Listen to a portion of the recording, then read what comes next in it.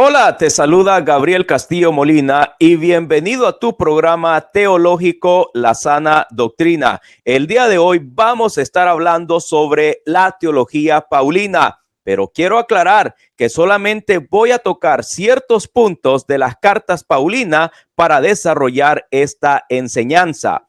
Vamos a comenzar hablando un poco sobre su vida, sobre su ministerio y luego nos vamos a enfocar sobre su teología. Por eso se le conoce como la teología paulina. ¿Y cuáles son estos aspectos que vamos a tocar de la teología paulina? Pues la santidad, la eclesiología y la sana doctrina. Pero quiero aclarar un punto muy importante. Muchos dicen que San Pablo es el creador de la doctrina cristiana y quiero aclarar de que el apóstol Pablo fue un instrumento que Dios utilizó para continuar el desarrollo de la doctrina cristiana, que no es una invención de San Pablo, sino una revelación de parte de nuestro Señor Jesucristo. Y eso lo podemos ver a partir de Hechos capítulo 9. Entonces, San Pablo compartió enseñanza, compartió teología para que nosotros lo aplicáramos en nuestra vida, en nuestras iglesias, en nuestras comunidades, pero en la iglesia que es la que Cristo ha fundado y sabemos que es la iglesia católica. Entonces quería aclarar ese punto. La revelación pública terminó con la muerte del último apóstol y la tradición nos enseña que fue el apóstol San Juan. Pero hay que entender que después que Cristo murió, resucitó y fue a sentar a la derecha del Padre, continuó la revelación pública por medio de los apóstoles y en este caso por medio del apóstol Pablo. Pero a partir de la muerte del último apóstol se terminó la revelación pública. Entonces ese punto lo tenía que aclarar. Ahora, hablar sobre San Pablo es fascinante debido a que tenemos mucha información sobre el apóstol Pablo, especialmente de Hechos de los Apóstoles y sus propias cartas que se le conocen como las cartas paulinas, que en este momento se le atribuyen 13 y algunos dicen 14 si en dado caso le atribuyen hebreos, pero vamos a dejarlo en 13. Y de algunas de estas cartas voy a compartir con usted la información teológica que viene directamente de la palabra de Dios, que vamos a estar hablando una vez más sobre la santidad, eclesiología y la sana doctrina. Pero comenzamos. Cuando hablamos de Pablo, tenemos que comenzar con su nombre. Y sabemos que su nombre de cuna, tal como mencionan muchos académicos, es Saúl, porque Saúl es el nombre en hebreo. Y le voy a poner un ejemplo. Mi nombre es Gabriel, pero en inglés se pronuncia Gabriel, pero es Gabriel. Nada más que uno es mencionado en castellano y otro en inglés. Cuando hablamos de Saúl es en hebreo, pero cuando hablamos de Saulo es en griego. Y muchos expertos dicen que le pusieron Saúl debido al primer rey de Israel que provenía de la misma tribu del apóstol Pablo, que es la tribu de Benjamín. Pero, ¿cómo lo conocemos a partir del Nuevo Testamento? Sabemos que el Nuevo Testamento fue escrito en griego koiné. Entonces se le llama Saulo, Saulo, Saulo. Lo repito, Saulo, Saulo, Saulo, que es la pronunciación en griego, pero sabemos que el nombre viene del hebreo, que es Saúl. Pero posteriormente a Saulo ya lo conocemos ahora como el apóstol Pablo. Así que cuando se habla de Saulo, cuando se habla de Pablo, nos vamos a referir desde aquí en adelante como el apóstol Pablo. Ahora hemos hablado sobre el nombre. Ahora vamos a entrar a la palabra de Dios. en Hechos capítulo 22, versículos del 3 en adelante. Y emociónese porque vamos a hacer un breve estudio sobre la vida del apóstol Pablo y sobre ciertos elementos de su teología, ya que este es un programa teológico para crecer en el conocimiento de la teología, especialmente la teología cristiana, la teología católica. Versículo 3 de Hechos de los Apóstoles, capítulo 22. Yo soy judío, nacido en Tarso de Cilicia, pero educado en esta ciudad. Teniendo a Gamaliel de maestro, fui instruido en la ley de nuestros padres en la forma más seria, y era un fanático del servicio de Dios, palabra de Dios. ¿Qué quiero resaltar? Primero que todo, que era judío, que nació en Tarso y que se educó a los pies de Gamaliel. ¿Y qué es lo que dice? De que fue instruido en la ley. Eso es muy importante entender, que era judío, que venía de la tribu de Benjamín, que no lo dice aquí en este momento, pero ya vamos a entrar a donde lo dice, y que fue instruido en la ley teniendo a Gamaliel como maestro. Recordemos que el apóstol Pablo, tal como lo vamos a mencionar de aquí en adelante, tuvo un encuentro con nuestro Señor Jesucristo y Jesús lo eligió para ser apóstol de los paganos. Cuando hablamos de paganos, ¿a qué se refiere? El propio Pablo dice, el apóstol Pedro, o Pedro, como él le llama, es apóstol de los judíos. Y yo fui elegido para ser apóstol de los paganos, es decir, a las otras naciones, aquellos que no eran judíos. Y una de las razones que se cree por qué nuestro Señor Jesucristo eligió al apóstol Pablo era porque tenía una preparación, y esto lo demuestra que fue educado a los pies de Gamaliel. Y por eso es que ahora vamos a estudiar la teología paulina, porque Dios, nuestro Señor Jesucristo, eligió este instrumento para continuar con esa revelación pública que sigue vigente hasta el día de hoy. Y ahora lo que nosotros hacemos es extraer de la revelación de la palabra de Dios, tal como la iglesia lo interpreta, para que nosotros entendamos los puntos paulinos. Y cuando hablamos de teología paulina, nos estamos refiriendo a la enseñanza de Cristo, a la doctrina cristiana. Entonces, por eso es que vamos a hablar un poco sobre las doctrinas que Cristo le reveló al apóstol San Pablo y que no el apóstol San Pablo inventó, como dicen algunos por ahí. Otra cita bíblica que vamos a leer es Filipenses capítulo 3. Entonces vamos a Filipenses en el capítulo 3 y vamos a ir exactamente al versículo 5. Mire lo que dice el versículo 5 de Filipenses capítulo 3.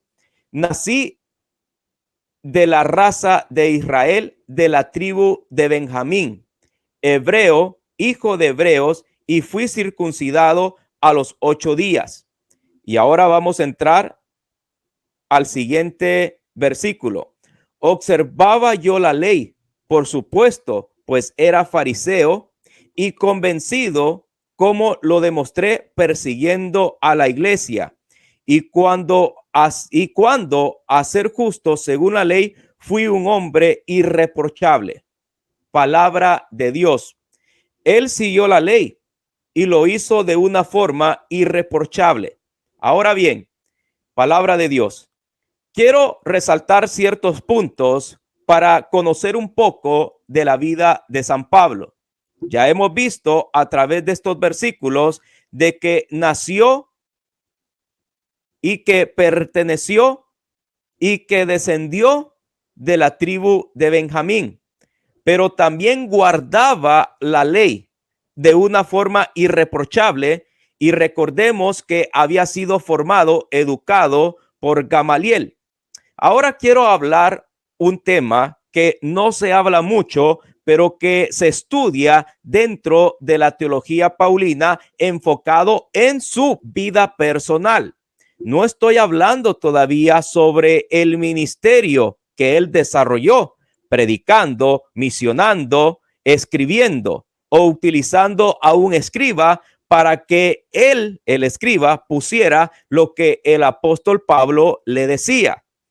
Sabemos de que él siguió la ley y muchos expertos, y esto no estoy diciendo con certeza, dentro de la teología, cuando se estudia la vida de San Pablo, se llega a creer por la información que tenemos en la palabra de Dios, se llega a creer, y lo estoy aclarando, no estoy afirmando.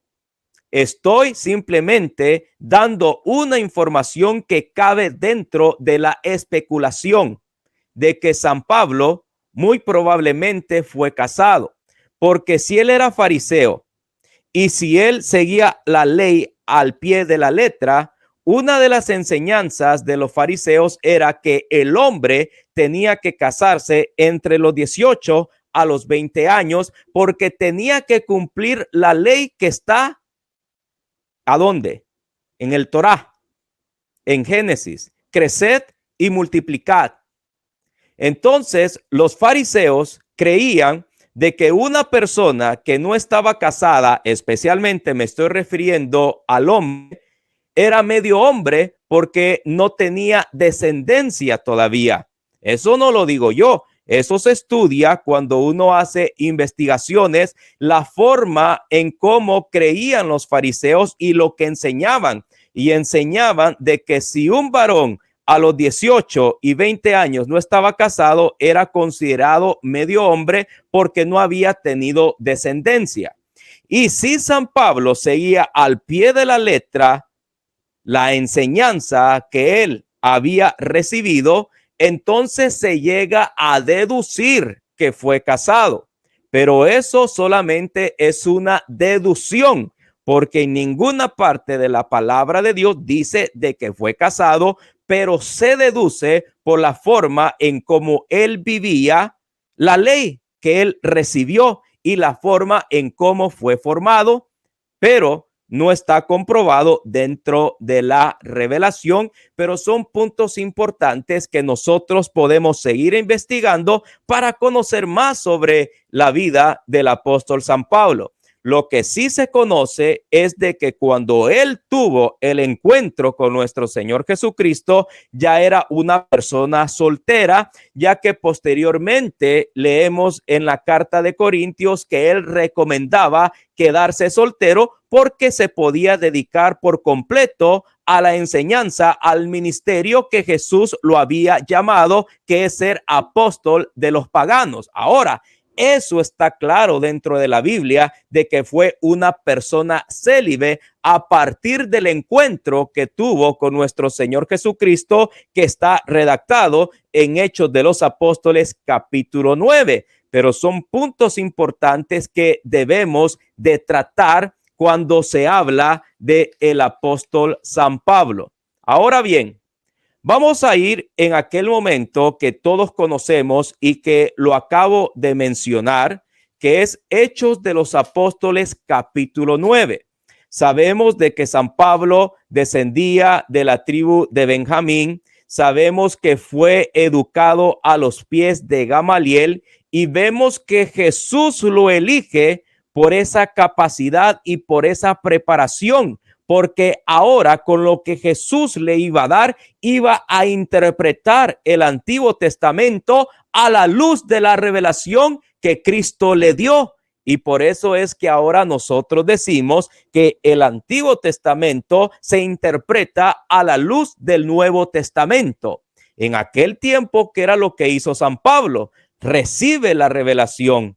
Entonces podemos ver de que él llevaba la evangelización teniendo el conocimiento del Antiguo Testamento, pero también a base de lo que había recibido de parte de nuestro Señor Jesucristo. Y a eso se le llama lo que es la tradición con T mayúscula, la enseñanza verbal, ya que posteriormente esa enseñanza que San Pablo recibió de parte de nuestro Señor Jesucristo, algunas de ellas quedaron en escrito y por eso tenemos las cartas paulinas. Pero vamos a ir a Hechos capítulo 9, porque me emociono hablar sobre el apóstol San Pablo, porque es la forma en cómo nuestro Señor Jesucristo continuó dando revelación pública para que nosotros siguiéramos, o en aquel tiempo para que la iglesia siguiera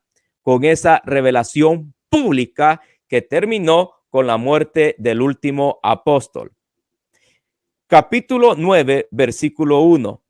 Saulo no desistía su rabia proyectando violencia y muerte contra los discípulos del Señor.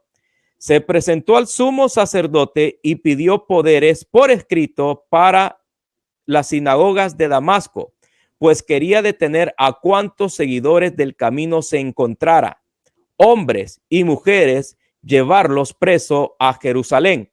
Quiero resaltar algunos puntos. Primero que todo, San Pablo persiguió a la iglesia. Pero ¿cómo le llamaban a las personas que pertenecían a esa iglesia que Cristo fundó? Pues se les conocía como los seguidores del camino. Posteriormente, vemos que a los seguidores del camino se les llamó cristianos. Y a partir del segundo siglo encontramos como San Ignacio de Antioquía, que llamó a esa iglesia católica y que continuó con ese desarrollo teológico que podemos hacer a través de un estudio histórico para llegar a dicha conclusión. Pero aquí vemos que las personas que seguían el camino, es decir, la enseñanza de Cristo, aquí vamos a encontrar elementos importantes, hombres y mujeres. Nuestro Señor Jesucristo, sus seguidores, ya no solamente eran hombres, sino que ahora incluía hombres y mujeres. Recordemos que en el Antiguo Testamento la mujer formaba parte del pueblo de Israel por medio del hombre. Por eso una mujer viuda era considerada como algo negativo porque tenía que tener a un marido, ya que por medio del marido pertenecía al pacto. Ya con el Nuevo Testamento, nuestro Señor Jesucristo expande su revelación, expande en cierto sentido lo que es la familia, en donde ya entramos todos por medio del sacramento del bautismo, donde hay hombres, donde hay mujeres, donde hay niños, donde hay de diferentes naciones. Y esa es la revelación máxima que recibimos de parte de nuestro Señor Jesucristo. Pero mire lo que sucede en el versículo 3 en adelante. Mientras iba de camino ya cerca de Damasco, le envolvió de repente una luz que venía del cielo. Cayó al suelo y oyó una voz que decía: Saulo, Saulo. ¿Te das cuenta? Se le conoce a Saúl en hebreo, a Saulo en griego, y le dice: Saulo, Saulo, ¿por qué me persigues? Preguntó él: ¿quién eres tú, Señor? Y él respondió: yo soy Jesús a quien tú persigues. Ahora levántate y entra a la ciudad y ahí te diré lo que tienes que hacer. Palabra de Dios.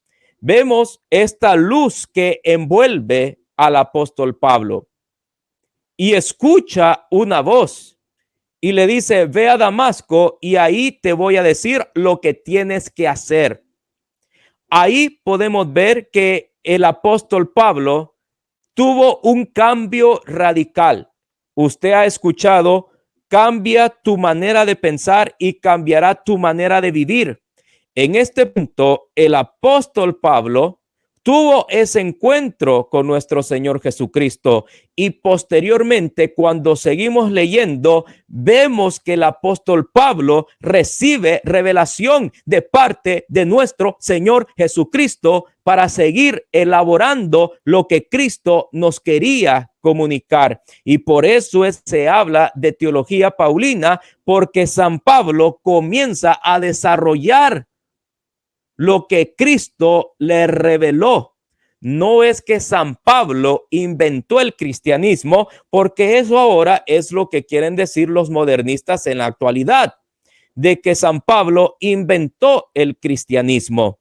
Y no, San Pablo tuvo un encuentro con el Señor Jesucristo en donde una luz le envolvió, y cuando seguimos leyendo sobre la vida de San Pablo, entendemos de que recibió revelación de parte de Cristo, y por eso él lo pudo analizar, por eso él lo pudo desarrollar, porque con el conocimiento que tenía del Antiguo Testamento más la revelación que recibió de parte de Cristo, pudo, mis queridos hermanos, seguir construyendo la enseñanza de nuestro Señor Jesucristo. La enseñanza de nuestro Señor Jesucristo, y ahí podemos ver la conversión del apóstol Pablo, que él seguía, pero luego cuando él tuvo esa experiencia con el resucitado, ahora él se convirtió en perseguido. ¿Por qué? Porque en muchas ocasiones vemos, como lo dije al principio, de que estuvo preso en varias ocasiones. Y el testimonio está en las cartas cristológicas, como por ejemplo Efesios, Filipenses, Colosenses, que vemos y sabemos que la escribió desde la prisión, todo por proclamar el nombre de Jesús. Entonces podemos ver que el apóstol Pablo en una ocasión por lo menos fue apedreado. En varias ocasiones estuvo sentenciado a muerte hasta que una de esas sentencias lo ejecutó. Y eso lo conocemos gracias a la tradición y a la historia de la iglesia. Entonces, antes él perseguía, pero luego después, por ser elegido por Jesucristo para anunciar el evangelio a las naciones paganas, él fue perseguido hasta que dio su vida por el amor al evangelio, que es una persona, nuestro Señor Jesucristo. De esta breve forma hemos hablado sobre la vida de San Pablo. ¿Y qué es lo que hemos hablado? Que desciende de la tribu de Benjamín, que era judío hebreo. Hemos visto que se formó a los pies de Gamaliel y tuvo un conocimiento de la ley. Hemos visto que si él seguía la ley al pie de la letra, muy probablemente estuvo casado, porque los fariseos enseñaban, ya que él era fariseo, y la forma en cómo interpretaban la ley es de que si un hombre, un varón de 18 a 20 años no era casado, era considerado medio hombre. Entonces, como él fue irreprochable en la forma de seguir la ley, entonces algunos deducen de que fue casado, pero no está comprobado dentro de la revelación. Es una deducción, pero es importante conocer esos aspectos para estudiar una teología más profunda y seguir nuestra investigación a ver hacia dónde nos apunta. Ahora, sabemos que desde el momento que él tuvo el encuentro con Cristo, recibió revelación de parte de Cristo, pero ya vemos que fue soltero, es decir, célibe. Y por eso es que ahí podemos ver de que la Iglesia Católica tiene esta disciplina del celibato, especialmente para los ministros dentro de la Iglesia Católica. Y a esto me estoy refiriendo especialmente al obispo y al presbítero. Sabemos que nuestro Señor Jesucristo dio la llave a los apóstoles, y esa llave es ¿para qué? Para perdonar pecados, ya que ese es un regalo que Cristo nos dejó en el día de la resurrección, tal como lo narra San Juan capítulo 20, pero también esa llave sirve para proclamar sentencias doctrinales, pero también esa llave sirve para decretar disciplina dentro de la iglesia, y el celibato es una disciplina. La disciplina sí se puede cambiar, pero la doctrina no.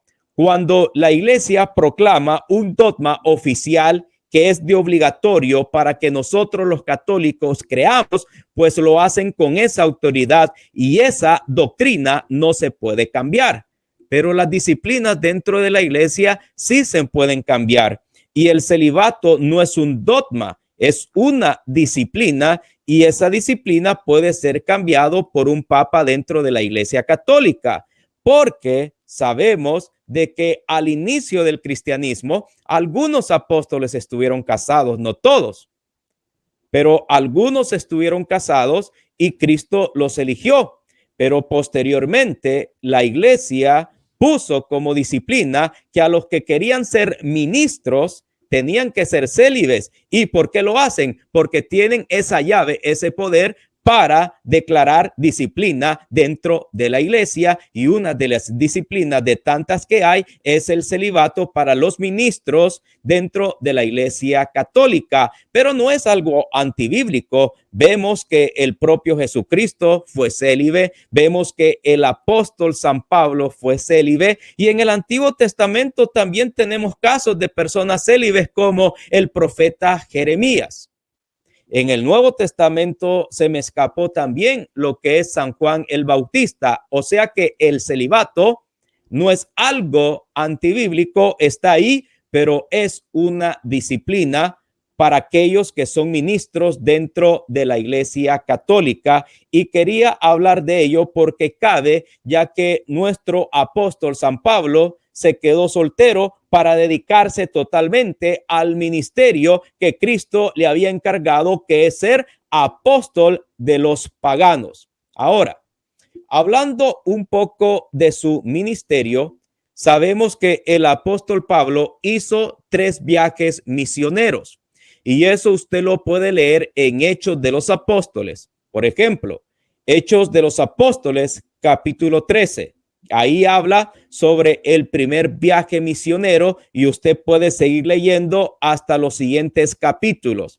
Luego vemos en Hechos capítulo 15, 18, ahí puede ver que comienza su segundo viaje misionero, y a partir de Hechos 18, versículo 23 hasta el capítulo 20, usted puede ver el tercer viaje misionero del apóstol Pablo. ¿Y a qué lugares fue? Pues en aquel tiempo se le conocía como Asia Menor y Europa. Entonces fue una persona que fue un misionero que comenzó a anunciar lo que es el evangelio de Dios, y especialmente enfocándose a los paganos, es decir, aquellas personas que no eran judíos. Pero hay que entender que este llamado viene directamente de nuestro Señor Jesucristo y luego es confirmado por el Espíritu Santo, tal como leemos en Hechos capítulo 13, donde dice que el Espíritu Santo había elegido a Pablo y a Bernabé para una misión. Y ahí vemos el envío del Espíritu Santo del apóstol Pablo a realizar estos viajes misioneros. Otro punto importante, y esto nos muestra gran enseñanza, porque el apóstol Pablo se le conoce que tenía una enfermedad. A veces nosotros creemos que la enfermedad no es parte de nuestra vida.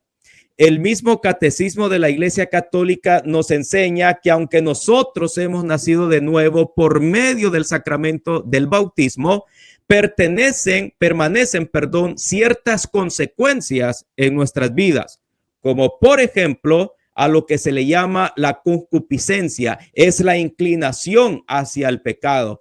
Como por ejemplo, usted ha tenido varias ocasiones de que, y lo va a seguir experimentando, de que usted no quiere hacer el mal, pero hay algo en el interior que la carne lo impulsa a hacer el mal que usted no quiere hacer. Y en muchas ocasiones cometemos ese error, y por eso Jesucristo nos ha dejado el sacramento de la confesión.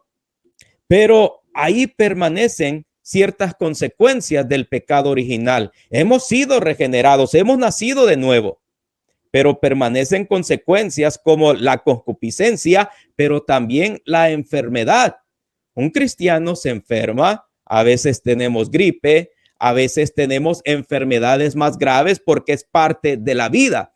Y a veces pensamos que el cristiano no se enferma porque, como he hablado en el pasado, estamos infiltrados de teología pentecostal que nos hacen creer de que el cristiano no se enferma. Pregúntenle a San Pablo si no se enfermó.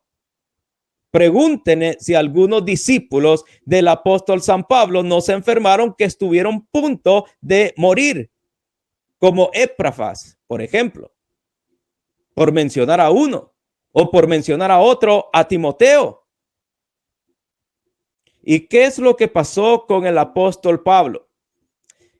En 2 de Corintios, en el capítulo 12, versículos de 8 al 10, nos dice que San Pablo le pidió 3 veces al Señor.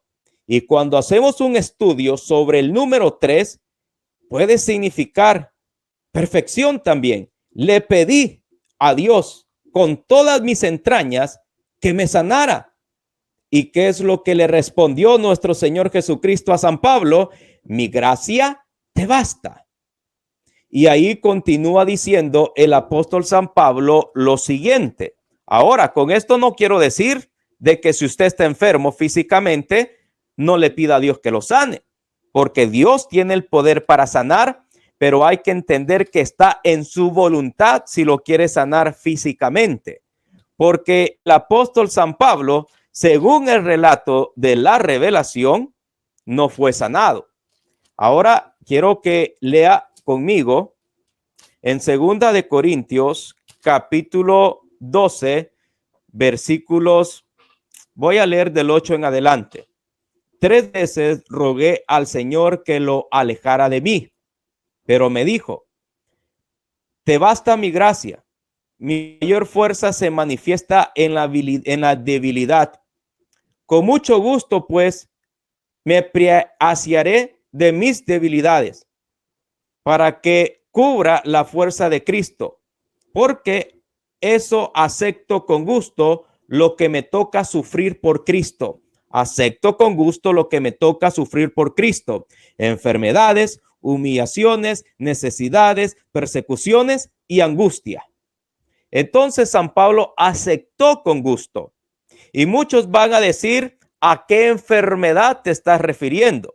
Recordemos que la iglesia, en el catecismo de la Iglesia Católica, en el numeral 1508, 1508, está hablando especialmente de la unción a los enfermos, que es un sacramento de sanación. Dice que ni las oraciones más fervorosas obtienen, mejor dicho, la sanidad de todas las enfermedades.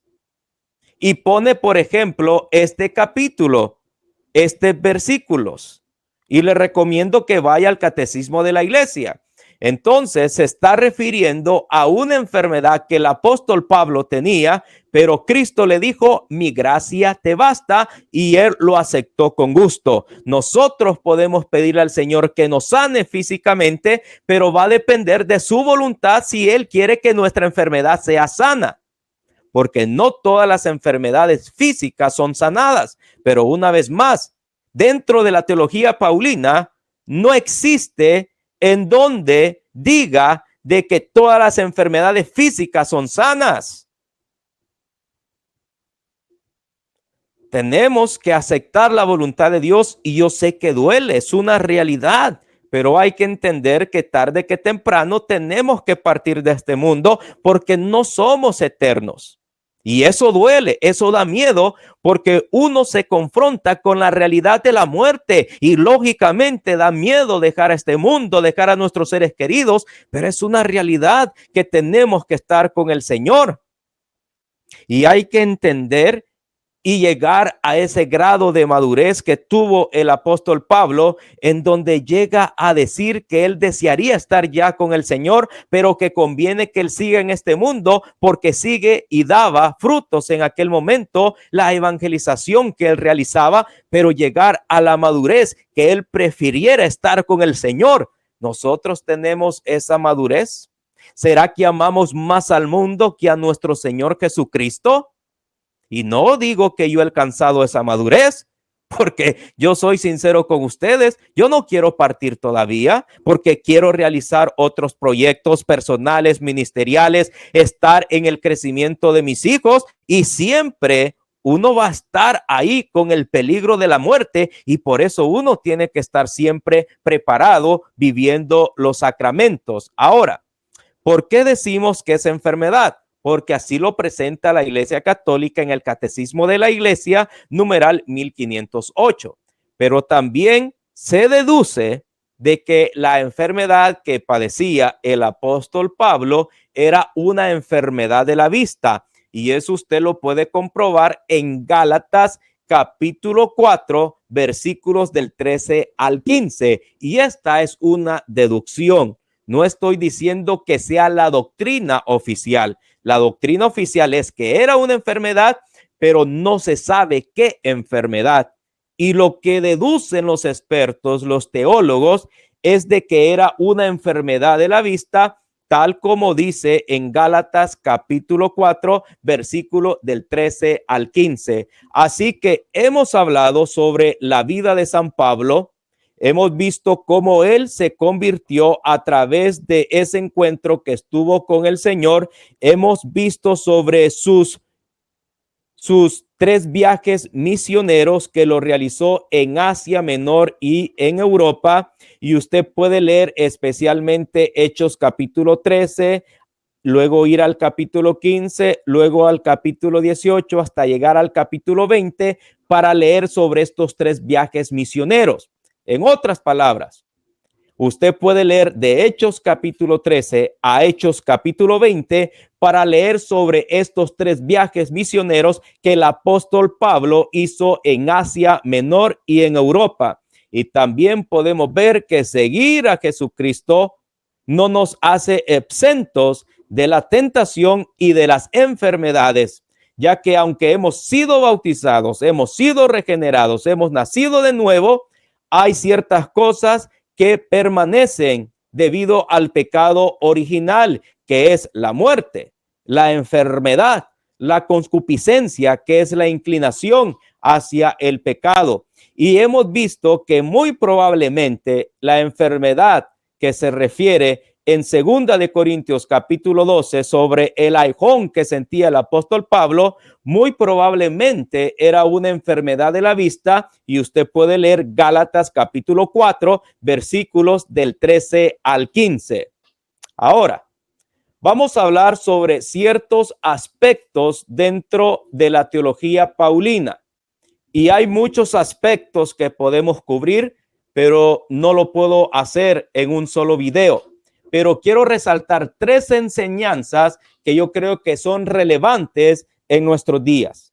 De tanta enseñanza que podemos ver en las cartas paulinas, voy a resaltar únicamente 3: la santidad, eclesiología y la sana doctrina. Y lo voy a hacer de una forma breve. Les voy a dar versículos, le voy a dar lo que son citas bíblicas, capítulos y versículos, para que luego usted haga su tarea de seguir investigando.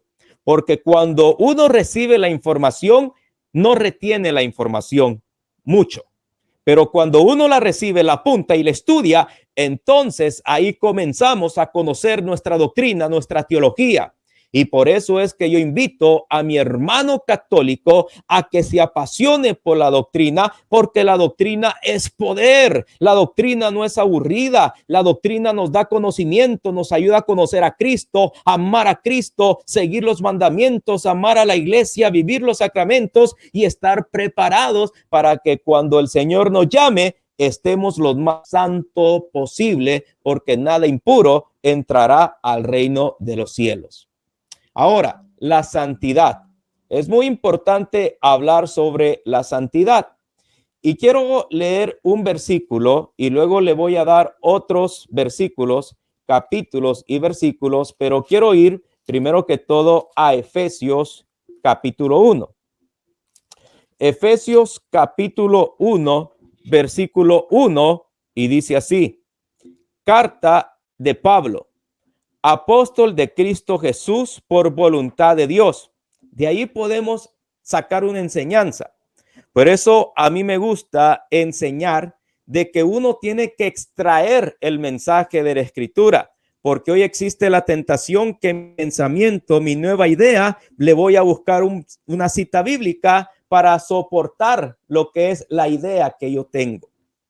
La mejor forma es leer la palabra de Dios, extraer lo que contiene, porque eso es lo que hace la iglesia, extraer e ir formando lo que es la doctrina, ir formando lo que es la doctrina de una forma bíblica, teológica. Entonces, solamente con decir carta de Pablo, apóstol de Cristo Jesús, podemos ver que el apóstol Pablo fue un apóstol por voluntad de Jesús. Y ahí podemos desarrollar un tema para desarrollar el poder de un apóstol en aquel tiempo, porque ahora ya no hay apóstoles.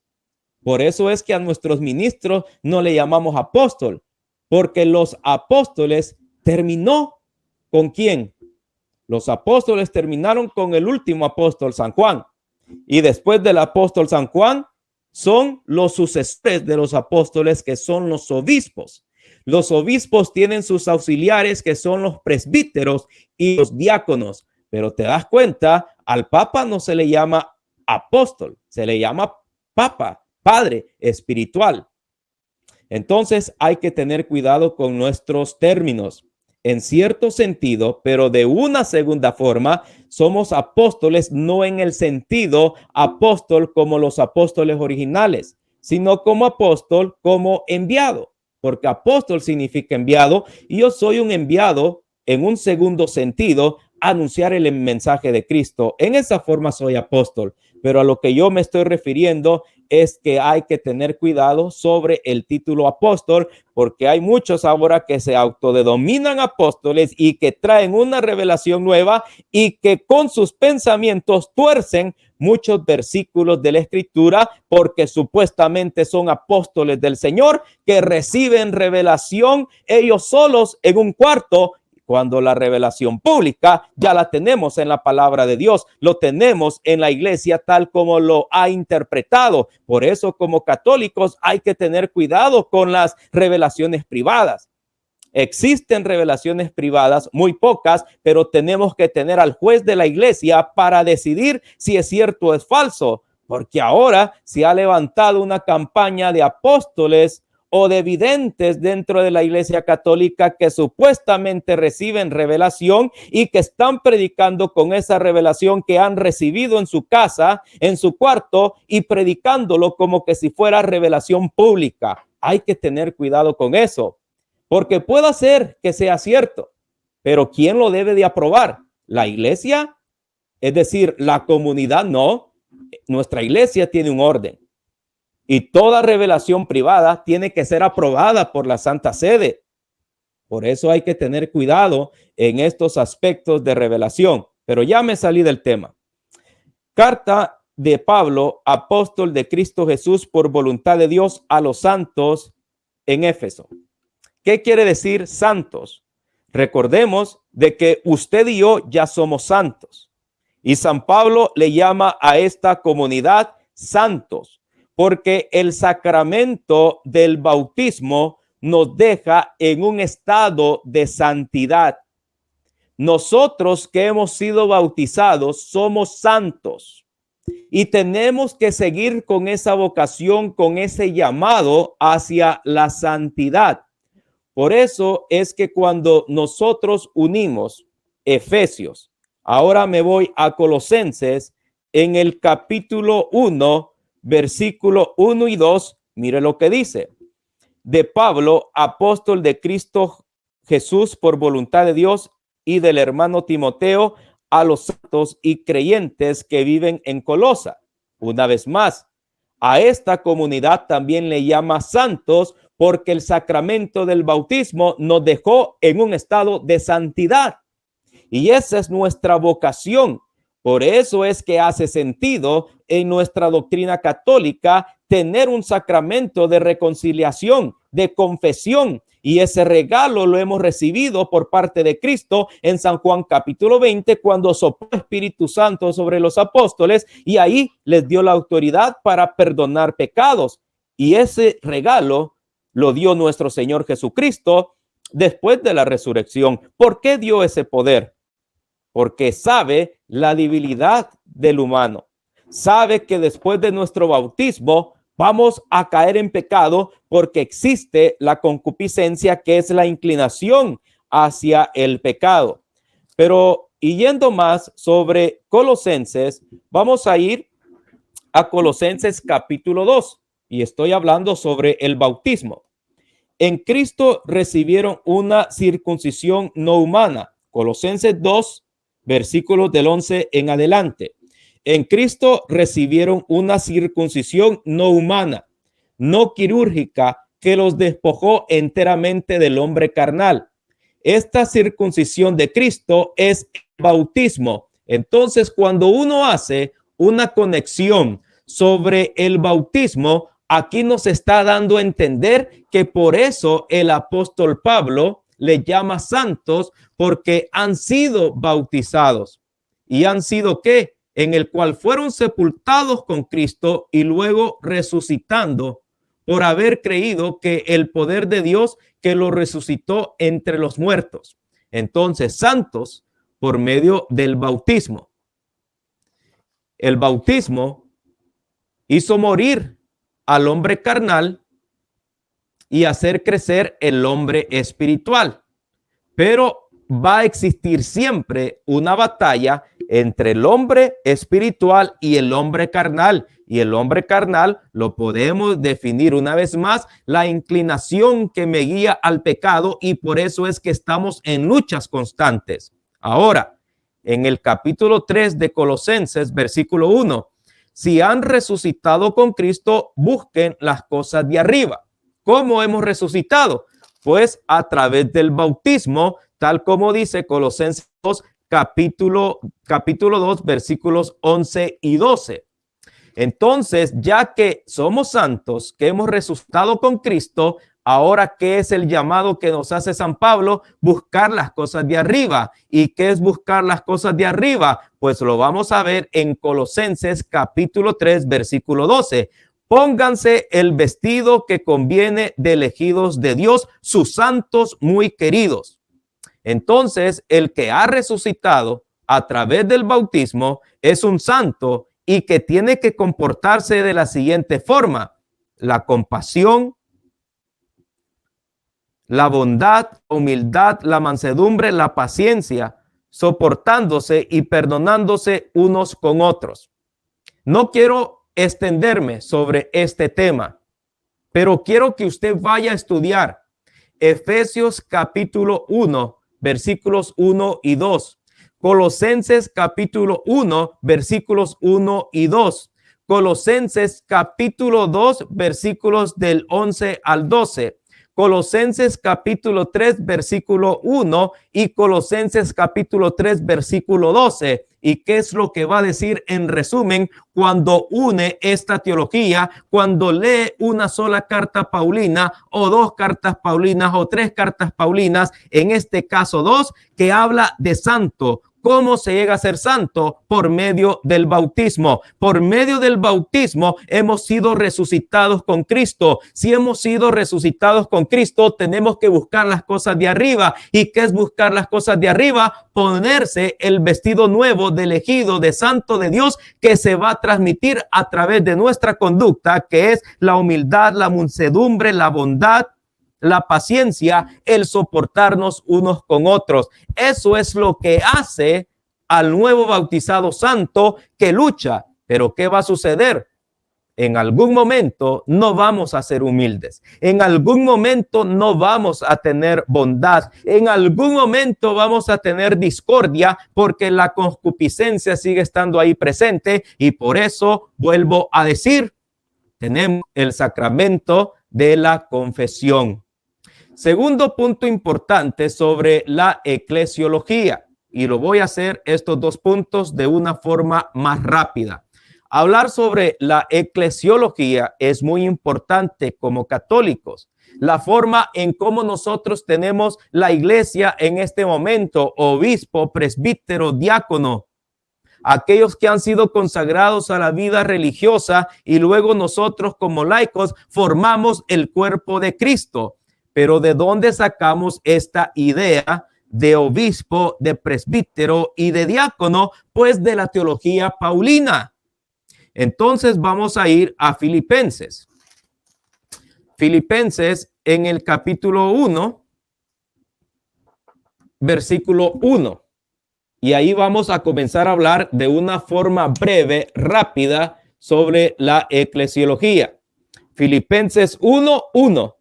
Carta de Pablo y Timoteo, siervo de Cristo Jesús, a los filipenses, a todos ustedes con sus obispos y diáconos que en Cristo Jesús son santos. Es decir, una comunidad de bautizados, una comunidad que busca agradar a Dios, tiene como jefe a los obispos y a los diáconos. Entonces, de ahí, a través de esta teología, y en el primer siglo, a través de los padres apostólicos, especialmente por San Ignacio de Antioquía, que fue discípulo directo del apóstol Pablo, porque San Ignacio de Antioquía se le conoce como un padre apostólico, y los padres apostólicos son aquellos que tuvieron contacto directo con un apóstol. Y a viva voz, San Ignacio de Antioquía escuchó la enseñanza del apóstol Pablo. Por eso es que cuando usted lee este capítulo y versículo de Filipenses capítulo 1, versículo 1, en donde habla los santos que están en comunión con el obispo y con el diácono, y comienza a leer las cartas de este padre apostólico, va a encontrar en sus cartas que él invita a que todos los creyentes, los santos, siempre estemos en comunión con el obispo, con el presbítero y con el diácono. Ahí lo vamos a ver en las cartas de San Ignacio de Antioquía. Y por eso es de que a través de ese estudio teológico, comenzando con el apóstol Pablo y leyendo las cartas de algunos de sus discípulos, como en este caso San Ignacio de Antioquía, nos damos cuenta que ese es el desarrollo que ha continuado la iglesia hasta el día de hoy. Tener obispos, tener presbíteros y tener diáconos, pero es importante ir a leer. No tenemos excusa. Teología paulina.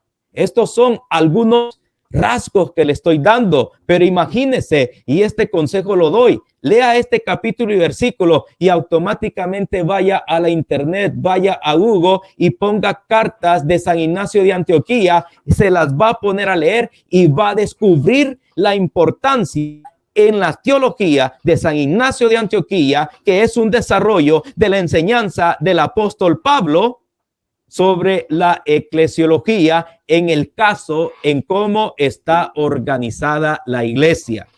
Otras citas bíblicas que le voy a dar es, por ejemplo, Tito capítulo 1, versículo 5. Le recomiendo que lo vaya a leer, porque ahí vemos la organización también de la iglesia, en donde San Pablo le dice a Tito: te dejé en Creta para que solucionaras las cosas que están sucediendo. Y ahí va a ver de que estos ministros que iban a ser seleccionados y ordenados por Tito tenían que tener ciertas características. Y ahí vemos la palabra obispo. En otras palabras, el orden que yo le recomiendo es el siguiente: lea lo que es Filipenses 1, versículos 1 y 2. Luego lea Tito, capítulo 1, versículo 5 en adelante, y luego vaya a la internet a buscar las cartas de San Ignacio de Antioquía para ver cómo se desarrolló a su plenitud este concepto eclesiológico, refiriéndonos a los ministros de la iglesia católica: obispo, presbítero y diácono. Es importante escuchar a los padres de la iglesia. No estoy diciendo que sus escritos están al nivel de la palabra de Dios, pero sí contienen enseñanza que fue proclamada por el apóstol Pablo y que San Ignacio de Antioquía pudo escribir. Léala, por favor. Otro punto importante sobre San Pablo, aparte de hablar sobre la santidad, sobre la organización de la iglesia, que es la eclesiología, habló sobre la sana doctrina. a veces no se le da importancia sobre la sana doctrina, enseñar lo que Cristo nos ha enseñado, enseñar la revelación de Cristo. La sana doctrina es importante porque la forma en cómo creemos es la forma en cómo vamos a vivir. Se va a sorprender que ahora muchos cristianos, en vez de pedir, están decretando. Decreto esto, decreto aquello. ¿Y quién somos nosotros para mandar a Dios? La forma que nosotros tenemos que pedir es de una forma cristiana. Señor, te pido que se haga tu voluntad. Ahora tenemos más decretadores que personas que piden. Tenemos más personas que le ordenan a Dios, porque el decreto es ordenar. Y ese decreto se tiene que cumplir. El decreto en la sociedad existe. Cuando un juez decreta una sentencia, se tiene que cumplir. Cuando la iglesia decreta un dogma a favor de nosotros, se cumple y no se puede cambiar. Pero en el sentido de que yo le voy a decretar a Dios para ordenar que Él tiene que cumplir mi deseo, como que si fuera Aladino de la lámpara que se flota, eso es una mentira. Eso es algo anticristiano, que no está en la teología de Dios, en la enseñanza del evangelio o en la enseñanza de las escrituras. ¿De dónde sacamos que nosotros le ordenamos a Dios? Decreto que voy a ser sanado. Decreto, no, se pide, Señor, es tu voluntad que sea sanado, es tu voluntad esta mujer, es tu voluntad este trabajo, es tu voluntad esta casa, y Él va a dar de acuerdo a su voluntad. A veces no nos da porque no nos conviene eso que le pedimos. Porque si Dios diera todo lo que le pedimos, en este momento estuviera en la luna, porque yo le pedí a Jesucristo ser astronauta y sin embargo a mis 42 años estoy aquí. Dios no siempre da lo que uno le pida y mucho menos le vamos a ordenar a Dios qué es lo que tiene que hacer. Por eso mantenernos en la sana doctrina. ¿Y a dónde puede leer? Tito capítulo 2 versículo 1. Primera de Timoteo capítulo 4 versículo 6. Y después de leer Tito y Timoteo, vaya a Apocalipsis capítulo 2 versículo 6. Ahí vemos que San Juan está enviando un mensaje a las 7 iglesias de Asia Menor. Y a la primera iglesia es que nuestro Señor Jesucristo dando ese mensaje a estas iglesias de Asia Menor, y ahí Jesucristo habla y dice de que Él está pendiente sobre lo que se está enseñando en su iglesia. Por eso es que la sana doctrina es importante. San Pablo en sus cartas pastorales, eso es el enfoque. Elegir ministros que se atengan a la sana doctrina, y eso es lo que hizo. Pero también entendemos que Cristo está viendo, escuchando sobre lo que te está enseñando en la iglesia. Imagínate lo que Cristo está escuchando ahora por no atenernos a la sana doctrina. Está escuchando a decretadores. Está escuchando de que la resurrección no es algo histórico, sino que una invención de los apóstoles. Está escuchando de que su vida no es histórica y por eso ahora se divide el Jesús de la fe y el Jesús histórico. Mis queridos hermanos, Jesús es histórico, su resurrección es histórica, Jesucristo es el Señor, y prediquemos la sana doctrina. Di simplemente elementos importantes dentro de la teología paulina. No hablé de toda la teología. Resalté 3 puntos: la santidad, la eclesiología y la importancia de predicar la sana doctrina, porque la forma en cómo nosotros creemos es la forma en cómo vamos a vivir. Por favor, sigamos investigando sobre la vida del apóstol Pablo, que es algo que puede servir como ejemplo para nosotros, de que nosotros debemos de seguir cultivando esa cercanía con nuestro Señor Jesucristo. ¿Para qué? Para seguir luchando y predicando. Y a lo mejor no vamos a ser misioneros de ir a otros continentes, pero sí ir a la sociedad, al vecino, al amigo, en el trabajo, en la propia iglesia. Vamos a padecer ciertas enfermedades a lo mejor, pero hay que sostenernos con la fuerza de Dios, tal como hizo San Pablo. Mi gracia te basta. Pedirle a Dios si es su voluntad que se sane, y yo sé que si es la voluntad de Dios, Jesús tiene el poder para sanarlo físicamente, pero si no es así, hay que aceptarlo con alegría como lo hizo San Pablo. Pero también hay que estudiar los elementos teológicos, porque la teología se estudia para vivir. Ahora tenemos que luchar por nuestra santidad. Tenemos que obedecer a la iglesia porque tenemos a nuestros ministros, y por eso estudiamos eclesiología, para atenernos a esa unidad doctrinal. Pero también la iglesia está para enseñar la sana doctrina. No está para innovar, no está para cambiar, sino proclamar lo que hemos recibido desde aquel tiempo. La iglesia lo transmite hasta el día de hoy. Sigamos estudiando teología paulina, porque es la enseñanza de nuestro Señor Jesucristo. Se despide de ti Gabriel Castillo Molina. Si te gusta este contenido, compártelo, dale like para que pueda ver es decir, que otras personas lo puedan ver. Y como siempre te digo, la doctrina es para conocerla, vivirla y compartirla. Y nos vemos en otra edición más de la Sana Doctrina.